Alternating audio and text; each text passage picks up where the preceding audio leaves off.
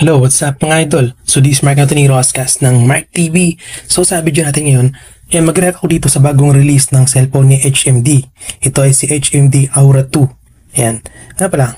Sino nga ba si HMD? Si HMD PH, siya po yung dating Nokia. Ayan, bali binili na ni HMD si Nokia. Kaya sila na may hawak ng Nokia. Pero hindi porket Nokia is mga keypad lang, hindi. Para sa mga hindi nakakaalam, ang HMD ay nagre-release na rin sila ng product ng mga cellphone. Ito, pakita ko lang sa inyo. Mga Android saka basic phone pa rin. Pero yung basic phone nila may mga internet. May mga YouTube, Facebook, TikTok, Twitter. Yun yung mga nirelease nila. At saka ang mahal ng mga keypad nila kasi matatagal malobat, matitibay. Yan. Pero ang topic natin ngayon, yung isa nilang bagong release na HMD Aura 2. So check natin to. So yan dito, sabi dito HMD Aura 2. Meron siyang 5,000 mAh battery, 8GB ang RAM.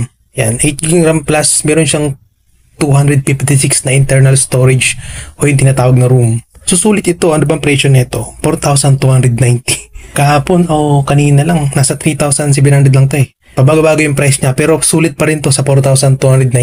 So wala na siya bang pinipictures dito kasi uso naman yung AI. Pero ang bilib ako dito sa ganitong storage, Android 14 Go Edition, 256 storage tapos Go Edition. Ba't ganun? Tapos meron siyang 6.5 inch. Tapos teardrop pa rin yung display niya. Susulit ito for the price. Wala na ibang sasabihin kasi halos binabasa ko lang naman eh. Yan, meron din siya IP54. Okay, complete package siya. Ang downgrade lang sa kanya, yung display niya naka teardrops. Yung parang may parang yung patak. Tapos Android Go, yun lang. Android Go 14. Pero sulit ito for the price kasi 256 storage eh. Tapos Type-C na rin siya. Hindi na kayo mahihirapan mag-charge kahit nakapikit kayo. Sasaksak nyo lang. Hindi nyo natitinan kung baliktad or hindi.